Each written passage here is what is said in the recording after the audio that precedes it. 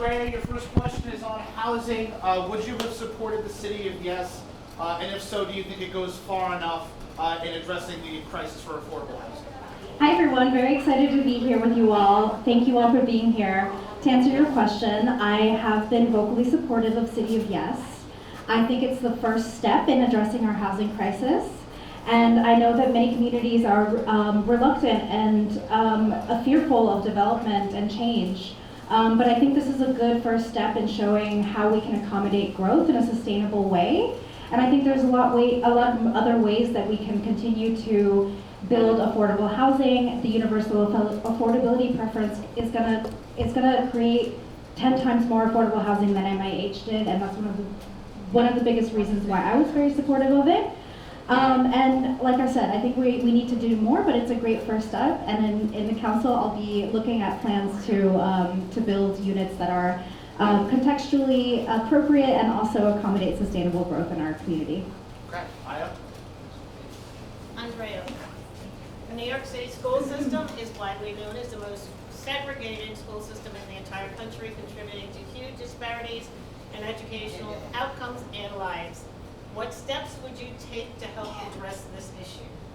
Thank you for the question. I think we can look to former council member Brad Lander's district.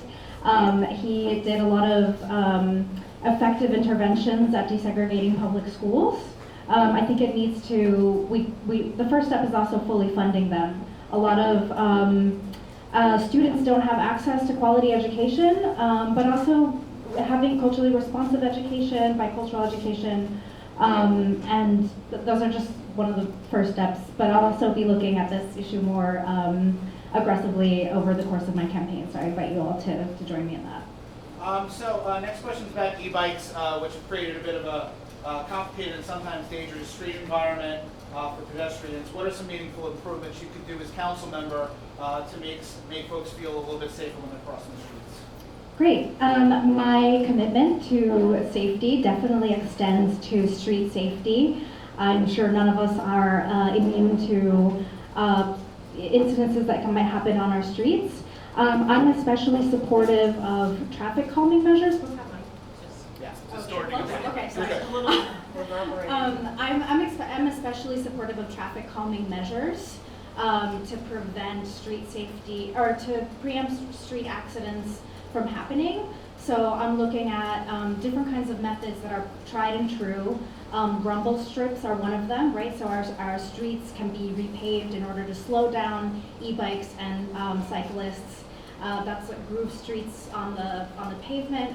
You can also look at different kinds of ways to make our streets more accessible and safe, like expanding and narrowing bike lanes as well as street sidewalks and raising the crosswalks.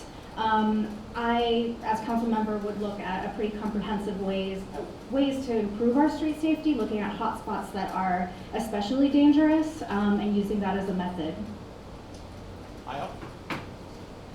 The existing plan to close Rikers Island involves closing the jails, reducing the jail population to those in custody, establishing 4 borough-based jails, as well as therapeutic housing units and 3 city hospitals.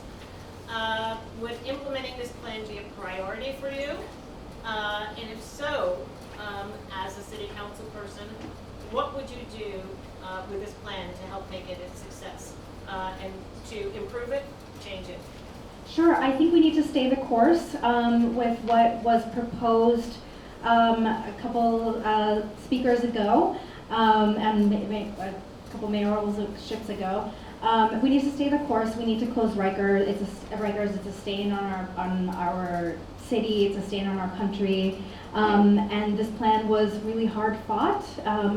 It might not be perfect for everybody, but I think we need to double down on seeing it through. I think we need to also double down on community investments that help formerly incarcerated folks re-enter society, get access to therapeutic modalities, and also access to jobs and education that they might need to reskill themselves in reentry programs. I'm supportive of, as well as like halfway houses that might stabilize communities as well. So There are a bunch of community gardens in New York City. 350 of them are under the jurisdiction of the Department of Parks and Recreation. About 44 of them are located in Council District 2. They are zoned by the city as vacant lots, meaning that they are at risk of being used for another purpose. Would you support the city zoning them as per plan, which would afford them the same protection as Central Park? That's a great question. I'm supportive of community gardens. They're a cultural product of particularly the Latino community in downtown. They're also centers of respite. They're centers to create just community wellness, environmental stewardship that a lot of communities that don't have access to going on vacation really need. So I'm very supportive of it. I don't want to commit 100% to parklands because our parks are woefully underfunded. And I would want to make sure that we have thorough commitments and investments in parklands before making that happen. Yeah. Thank you. Let's talk about climate change for a second.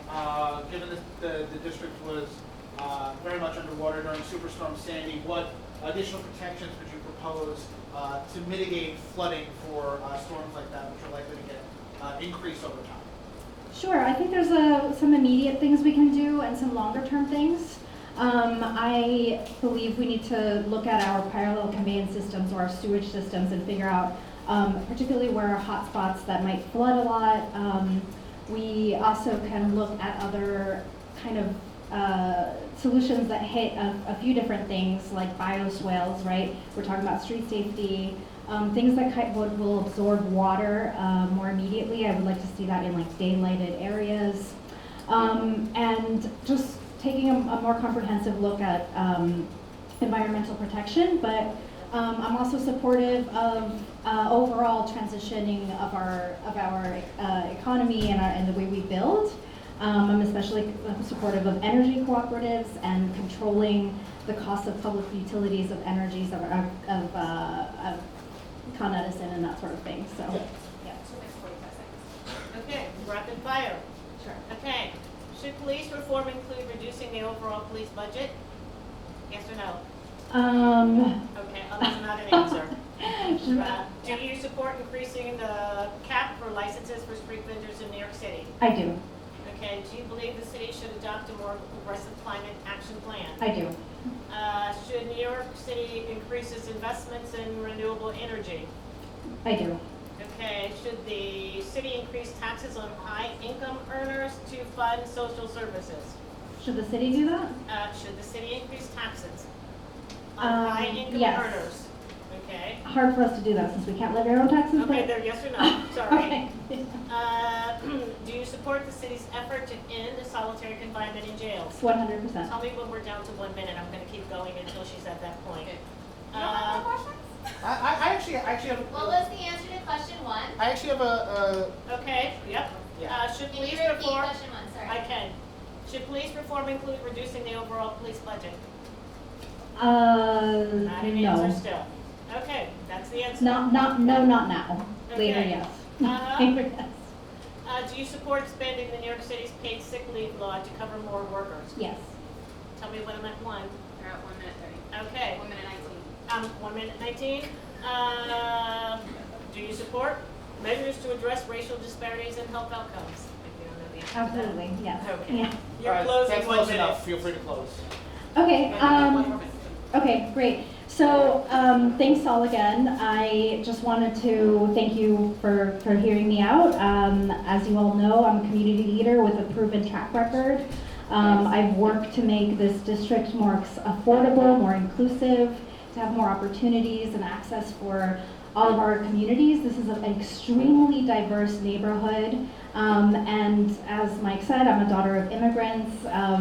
This community has always welcomed new people, and I intend to be a council member who's going to be a bridge between the people that came before us, who built our communities, and not make sure they're not being left behind, but also accommodating the growth, protecting the environment, and making sure that we all have access to basic human rights, and from housing, healthcare, and education. So thank you all for listening to me, and I'm excited to talk to each and every one of you during the course of this campaign, and I humbly ask for your support and endorsement. Thank you.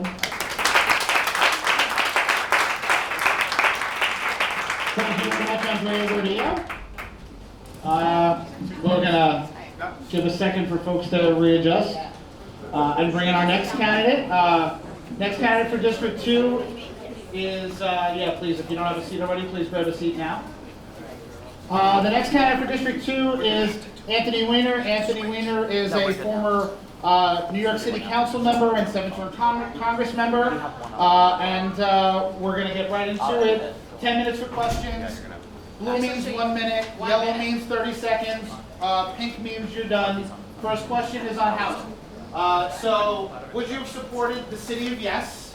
And if so, do you think it goes far enough? And be specific on other things you would do to help with the affordable housing crisis. Yeah, I would support the city, yes.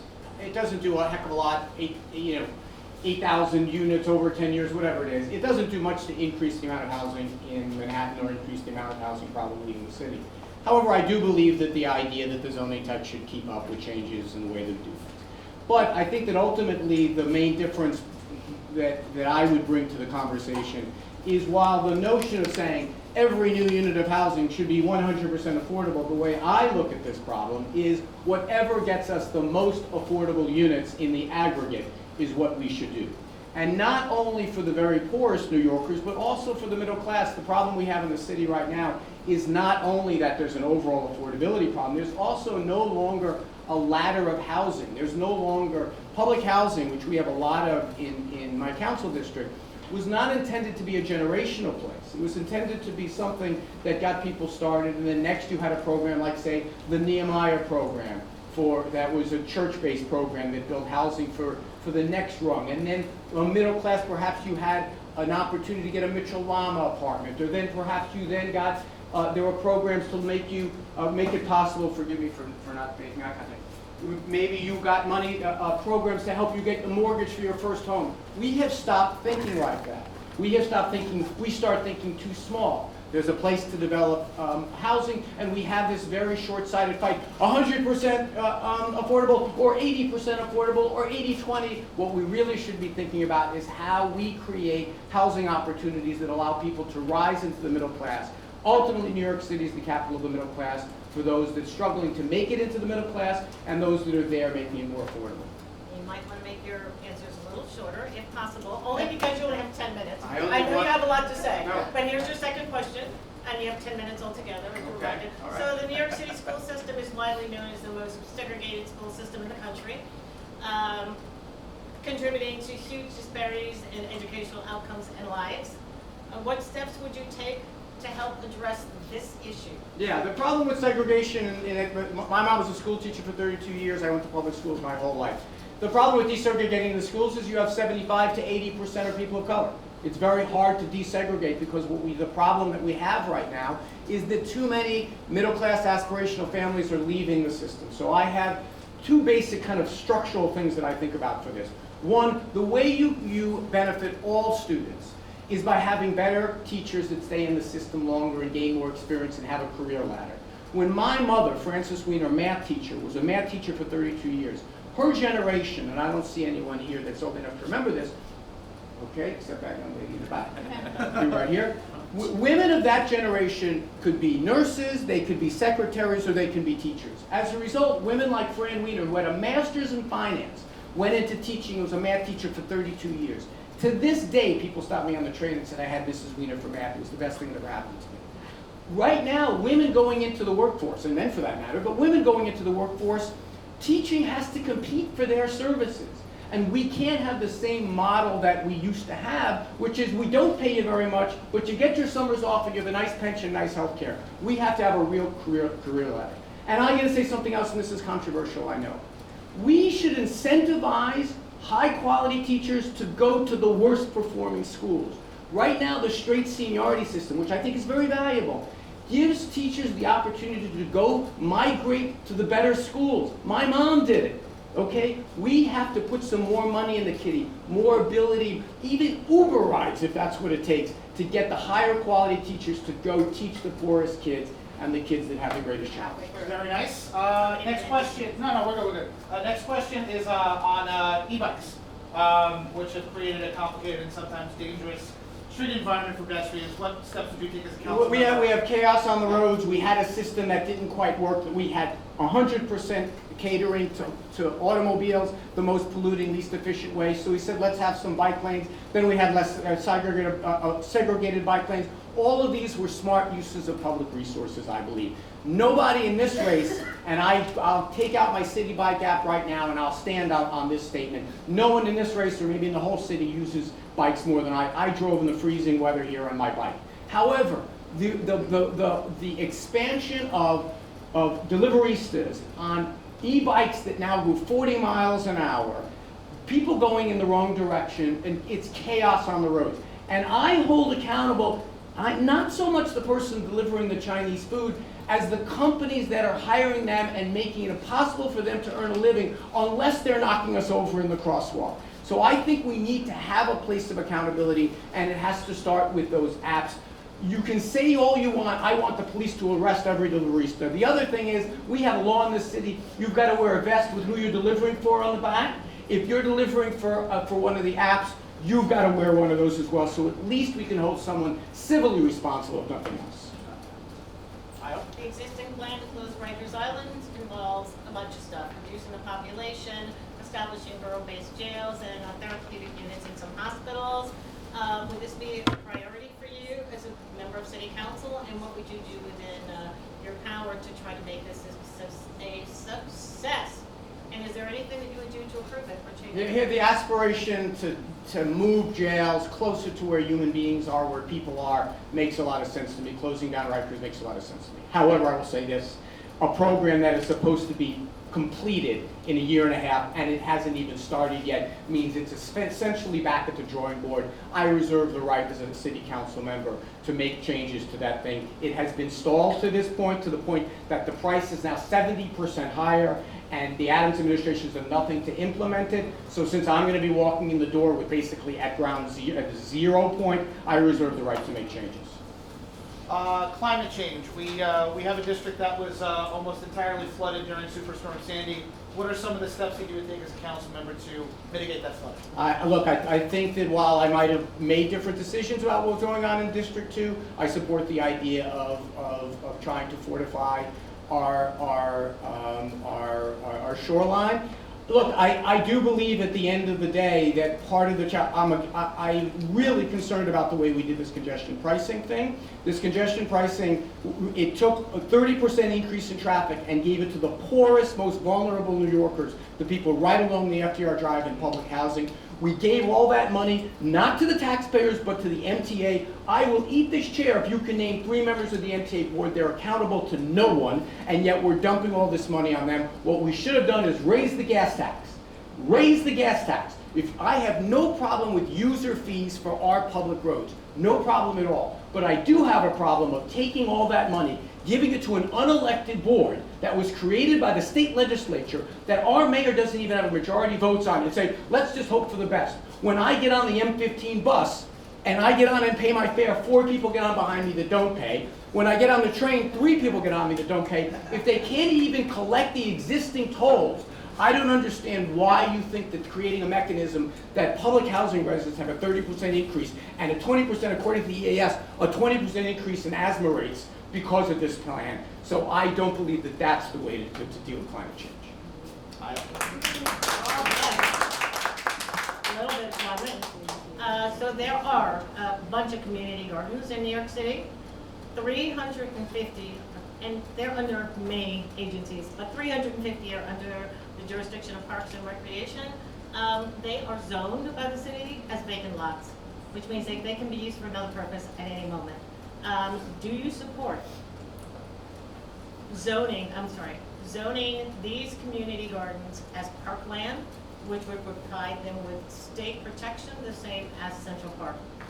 Yeah, here's the problem with making them parkland is it's implicit in the question that you make it, the authority then moves to Albany and how you deal with them. Here's the major difference in this race. If there's no other reason to endorse me than this, every single day that I'm in the city council, I am going to try to get authority from Albany back to us. They stuck us with these pot laws that don't work. They stuck us with the closing of a hospital. They stuck us with they stuck us with laws that make it impossible to get the homeless off the street and provide them the care they need. So as far as of designating the parkland, no. But here's what I will say: we have to settle this debate once for all the community parks. Meaning protect them with a city law that protects them from being developed in different ways. We are always going to have competition for real estate in this city. I have a strong bias in the communities that I represent that we should preserve some for Greenland. Not Greenland, the country Greenland. Well, it might be part of you. 20 seconds. 30-second close, go. If you want active as opposed to passive, support me. If you want someone who is not going to be afraid to say on their website and when I looked at specific ideas on how to solve problems and not just platitudes, vote for me. If you are like I am, that I wonder why 500,000 Democrats didn't vote in the most important election of our lifetime, the reason is we as Democrats, we control Albany, we control City Hall, we control the governor, we control the mayor, and we are simply not coming up with ideas that resonate in people's lives. Anthony Weiner is the solution to that. Not the only solution, but for the 2nd District, it's part of this. All right. Thank you so much. Take care. All right, one final candidate for District 2. We might actually be able to finish by 8. This is good. And the final candidate is Sarah Batchu. Sarah's a member of the community board, worked on some of the most significant challenges the city's had, like addressing public infrastructure and planning for effective response to COVID. And here's Sarah Batchu. So Sarah, your first question is going to be on housing. Would you have supported the city of yes? Do you think it went far enough? Are there other steps you would take to address the affordable housing crisis? Thank you to Mike, thank you to the rest of the presidents for having us today, and to all of you for giving us your time. I want to get to your question, but I want to briefly start just to share a little bit about me and who I am. I come from a family of doctors. My parents were primary care providers for 40 years, and they taught me the values of caring, of compassion, of dignity. And they were the kind of doctors that if you called them at 1 a.m. in the morning, they would take that call. If you were in the ER, they would go to you. They would be out the door in the car in a minute. But right now in New York City, our politicians should be like that. They should be taking our calls. But we are not seeing them take those calls. And we are seeing the results of that all around us, from our unsafe streets and to the fact that we cannot find an affordable apartment in this city. If I were in the city council this year, I absolutely would have supported City of Yes, because we have a housing crisis. We have a 60-year low vacancy rate right now. If you try to find an apartment, and I was just searching for one myself, you cannot find one right now. So we needed to address the fact that the city has failed us. New York City has failed us when it comes to building more housing. And that is because of historically exclusionary zoning policies that City of Yes has hopefully helped us surpass. But the big problem we also have is that we don't have enough affordable housing. So that's why I was proud to advocate for not only the City of Yes investments, but as my day job in housing required, I also fought for City for All, which is going to bring us complementary investments and truly affordable housing, which is also very important in addressing the housing crisis. So I was going to ask the next question, but before she does, just a quick thing. We have 10 minutes in total for everything. Elizabeth's got some pieces of paper here. Blue means 1 minute, yellow means 30 seconds, red means you're done. Io's up next. Thank you. Sarah, New York City school system is widely known as the most segregated school system in the entire country, contributing to disparities in educational outcomes and people's lives. What steps would you take to help address this issue? Thank you to IO, especially for your work over the last several decades on this issue. Educational equity, it's an issue that is most prominent in District 2 because we have School District 1 and School District 2, which have vastly different outcomes for our students. We cannot have a school system that only serves some students. We need to serve all students equitably. I saw just today that we have a major issue in serving students with special needs. Right now, the city is behind in paying families millions of dollars for educating their children outside of the public school system because it cannot meet their needs. So for me, some of the major steps that we need to take is making sure that we close those gaps, close those disparities that we're seeing in our educational system, making sure that we upgrade our technology, our textbooks, making sure that funding gaps are fully closed, and making sure that no matter where you go to school in this city, you can get a quality education. And education does not just mean K to 12. It means starting as early as 6 months, starting at birth. We should have universal childcare, and we should make sure that when our students graduate, because that is our job, to make sure that they graduate, that they can go on to the CUNY system and that they can get a quality education for free or reduced cost, because that is their greatest chance of success in a city like New York City. There is no other university system in this country that is better at making middle class folks rise up and low-income folks rise up. So we need to make sure that educational equity is not just for those who are in the K-12 system, but across the lifespan. Next question is regarding street safety, specifically with e-bikes and scooters, which create a bit of a dangerous environment for pedestrians. What are some steps you would take as a council member to make things a little bit more safer for folks crossing the streets? Look, everyone deserves to feel safe on every block of our amazing city. And right now, that's not the reality. Whether you're a pedestrian, whether you're a biker, I'm both, you don't feel safe. And so for me, one of the biggest things that I want to do in City Hall is make sure that we can address the things that are driving the unsafe streets with e-bikes. So that's the unsafe bikes, the unsafe street design, and the unsafe behavior that's happening on e-bikes. As somebody who regularly rides e-bikes, almost rode one here today because my bus was running a little bit late, I know that even I experience bikes that are going too fast. So we need to bring down those speeds. We need to improve the regulations of the third-party apps and make sure that if they're going to do business in New York City, they're going to decrease those speeds, train their drivers to make sure that the riders are obeying traffic laws, and we need to redesign streets because the technology has not kept pace with the reality of our government and our regulations. Our regulations are behind in addressing that reality. So for me, I want to make sure that when I'm in city council, we are redesigning our streets for the modern world that we're going to have, especially with fewer cars on the road. Iowa? The Rikers plan. To close Rikers Island involves closing Rikers Island jails, reducing jail population, establishing 4 borough-based jails, and additionally opening up some therapeutic housing units in hospitals. Would that be a priority for you? And if so, what would you do to help improve it and or change it?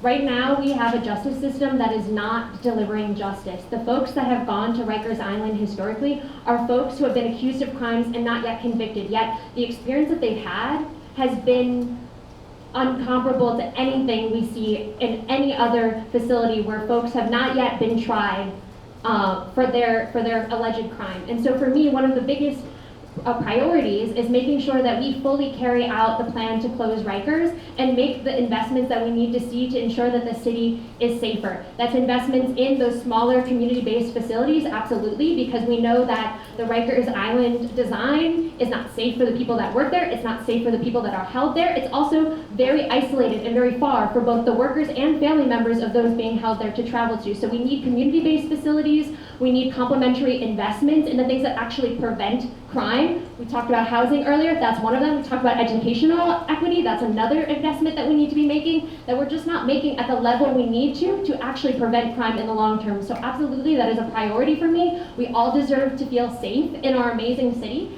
and doing this is just how we're going to do that. Next question is on climate change. District 2 was, much of District 2 was underwater after Superstorm Sandy. Some steps have been taken to mitigate flooding for the future. What steps would you take to increase that as a city council? We need to trust the reality that a lot of Manhattan, and certainly where I live in the Lower East Side, is built on landfill. It was not built for climate change and the realities that we're seeing today. We also have amazing legislation like Local Law 97 that seeks to mitigate the impacts of increased carbon emissions. So for me, I want to make sure in the City Council that we're not rolling back Local Law 97. We've seen efforts in the current City Council to do that. I've actually worked on the front lines in my community to expand workforce development opportunities for women who live in public housing, women who are directly affected by Hurricane Sandy and the devastating flooding that happened in Superstorm Sandy. And so I work with them to help them train in jobs that are the future of our city. For instance, building automation systems, which are going to be the types of systems that allow us to reduce carbon emissions. The jobs that we have coming down the pike because of Local Law 97 and because of the retrofits that our city needs to make to adapt to climate are going to be opportunities for the people who've been on the front lines of this crisis in environmental justice communities, and that's work that I want to continue to expand across the district and of course across the city. Get some time for some rapid fire. 2 more minutes. Okay, go for it. There are a bunch of community gardens across the city, but there are 350 that are under the jurisdiction of the Department of Parks and Recreation. About 44 of them or so are in this neighborhood and a little bit lower. They're zoned as vacant lots. Would you support putting them at risk of being used for another purpose at any moment? Would you support them being zoned as parkland in order to afford them the same protection as Central Park? Thank you so much, Aya, for that question, and of course for your decades of advocacy on this issue. I absolutely support saving our community gardens. I think as council member, one of our biggest opportunities is to make sure that the gardens that do not currently have license agreements with the city get those license agreements, because that is the protection to ensure that they are continued to use for their intended purpose.